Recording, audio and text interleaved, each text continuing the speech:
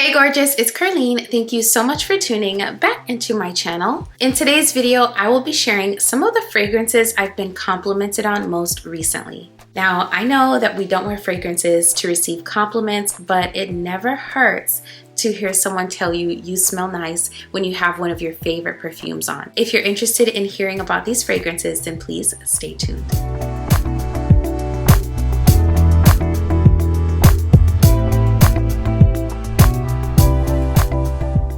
Hey gorgeous, thank you so much for joining me for another video. I am so excited to be back with you and spending some time chatting about perfumes like we always do. If you're new here on this channel, I talk luxury, I do review videos, I share my fragrance journey like today's video, I sprinkle in a little bit of lifestyle, and in every single video I share some encouragement with you. So if those things sound like things you would enjoy, then I would love to have you here. So go ahead and hit that subscribe button, and also be sure to turn on that notification bell so you know exactly when my videos drop. All right, let's get into it. So the first fragrance I'll be talking about today is one of my absolute favorite fragrances to wear this time of year. I love pulling this out in the summertime when it's super hot because this is not only refreshing, but it is super fruity, juicy, and sweet. This is Paris Corner's Hair Fusion Lychee. This fragrance has some super fruity and juicy notes at the top. We have apple, black currant, lychee, and lemon. Super fruity and juicy with a subtle bit of tang. At the mid of this fragrance, we have some beautiful florals. And then at the base, we have vanilla, musk, sandalwood, and cedarwood. This is one that I received a compliment for most recently by my family. And whenever I have this on, honestly, everyone in my house is like, what smells good? What is that? Because this is just such a pleasant, playful, approachable, fruity fragrance, but it also has this sugary sweetness to it as well. As you all probably already know, this one is inspired by another Kylie fragrance. I will link the video where I talked about how that fragrance compares to this inspired version. I actually own that one and sold it because I had this in my collection, and honestly, I don't regret it one bit. This is just perfection. I love that this one is very aquatic in nature. It's very fresh, but it also smells edible in a lot of ways. It smells sugary sweet, it smells fruity. It's such an addictive scent. It's so refreshing, it's so mouth-watering, so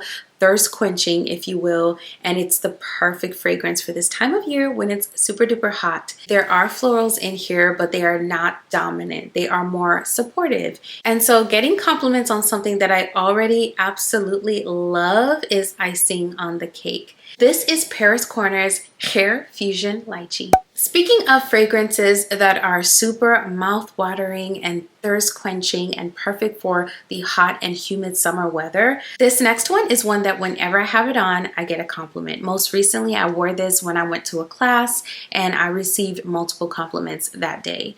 This is Donna Born & Roma Coral Fantasy by Valentino. This fragrance is, as you can see, a favorite of mine because it is literally almost done and I just got this second bottle. So I think it's safe to say my third purchase of this fragrance will be a 3.4 fluid ounce bottle if they have it in that size, because I absolutely ran through this 1 ounce bottle so quickly. As I mentioned, I love wearing this to go work out, to go for a walk, to go anywhere really where I'm going to be active in the summer heat, because this is one of those musky fragrances that clings to the air, and the sillage is absolutely incredible. The sillage in this fragrance and the way the musk acts in this fragrance reminds me of Lattafa's Opulent Dubai. I love that quality about both fragrances. This is one that's light, bright, refreshing, juicy, mouth-watering, but it's also very unique. There's a kiwi note in this fragrance, which I don't have in any other fragrance that I currently own. You also have orange, and the kiwi and orange play really nicely at the top of this fragrance.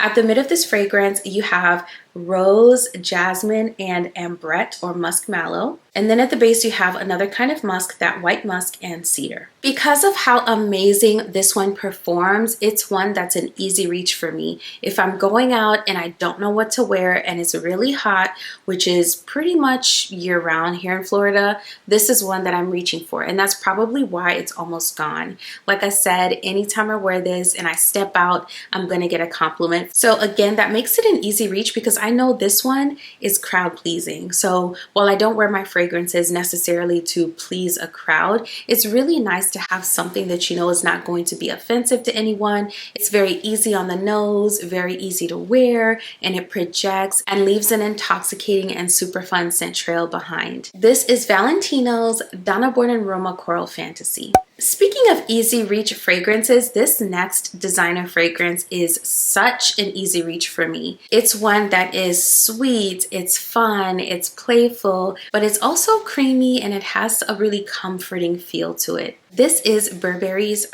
Her Elixir. And by itself, this one always gets me compliments, but I combined it recently with another fragrance, which I'll share in a moment, and that combo received rave reviews. I'm sure you all are very familiar with this fragrance. What I love about this fragrance is while the strawberry note in here isn't the most realistic, it's just such a fun and fresh, sweet, and creamy mix of notes. I love how this one smells super fruity and juicy, but it also smells creamy. And on top of all of that, it also feels a little bit powdery, which lends to a sort of freshness whenever I have it on. So this is an easy reach for me. I know this is gonna get compliments whenever I have it on, and I know I'm gonna smell good, and I'm just gonna enjoy my fragrance. Most recently, I paired it with Miss Dior Parfum, another compliment getting fragrance for me. And as soon as I walked into the studio, the front desk attendants were raving about how I smelled. So this was definitely a hit. The reason I paired the two is because this one also plays on the note strawberry. The strawberry in here is a little bit more realistic, and overall,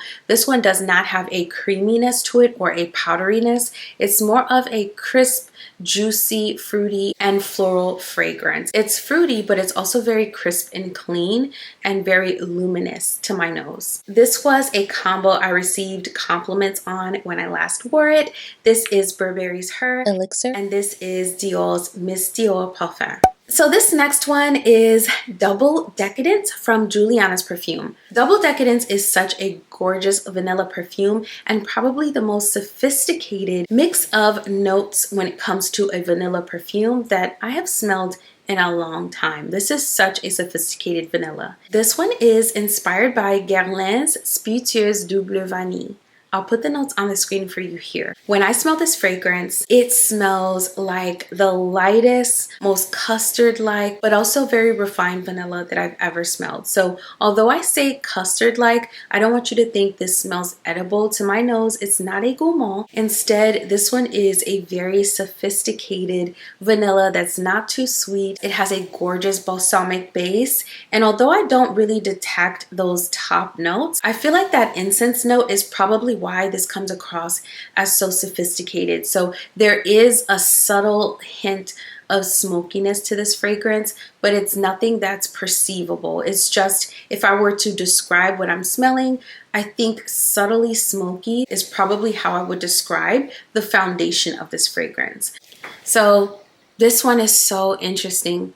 And I can see why so many people absolutely love the original. And that is also why I plan on getting the original and adding it to my collection in the near future, because this is such a refined and sophisticated vanilla fragrance. I don't know how they do it, but they managed to mix the vanilla, the benzoin, the incense, and those gorgeous florals into a stunning combination of notes that never feels cloying or dense or heavy or overly sweet. This one is definitely not one I would consider super duper sweet. The sweetness in this fragrance is suppressed, so it never gets too sweet. And the reason why I am bringing this fragrance up is because surprisingly, every time I have this fragrance on, my youngest tells me I smell so good. Like, he puts his nose to my clothes and he tells me how much he loves the fragrance and he can't get enough of it. And that happens every single time I have this on. This is one my hubby has also complimented me on. So this one is definitely a crowd pleaser in my household for sure. I also absolutely love wearing this at night because there's this comforting feel to this fragrance.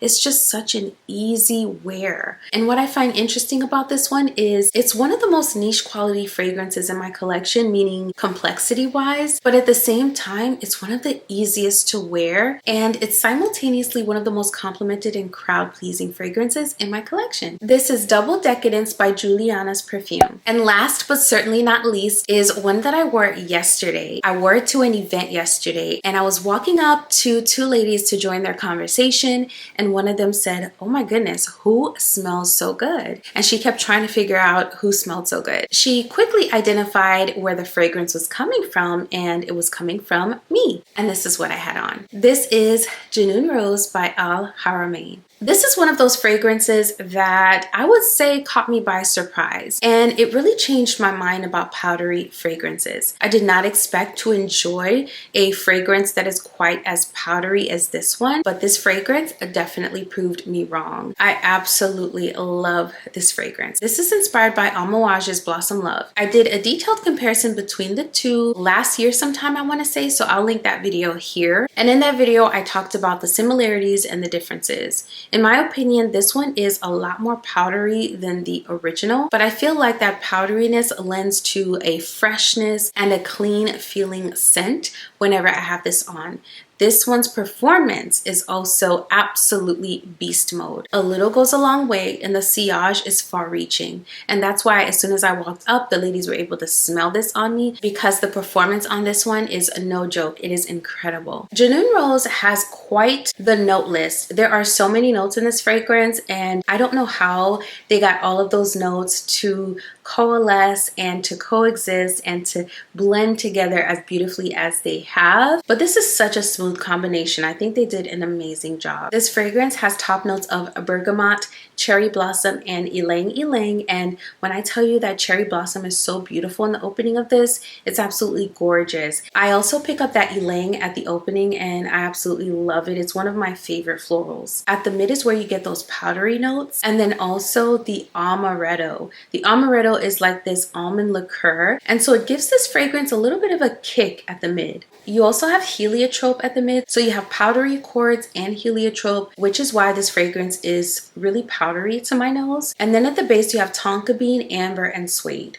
The suede does not stand out in this fragrance, but I do feel like it adds a level of complexity and depth as this fragrance begins to dry down. So I've been reaching for Miss Junoon Rose quite a bit here lately. As I mentioned, I wore it yesterday to an event. I wore it the night before to bed, and hubby was complimenting me on it. And so I think this one is a crowd-pleasing type of scent. Even though that powdery accord may be one that a lot of people do not enjoy on themselves, I feel like when people smell the powdery accord, it definitely evokes a sense of freshness and cleanliness and softness and femininity. So it's definitely one of those notes that I didn't think I would enjoy as much as I've come to enjoy it, but I think I enjoy the effect that it gives more than the actual fragrance note. I love the fresh and clean feeling I get whenever I have something powdery on. And because of that cherry blossom and that amaretto, this one is not your baby powder or something that smells dated. This one, in my opinion, is an updated, more modern,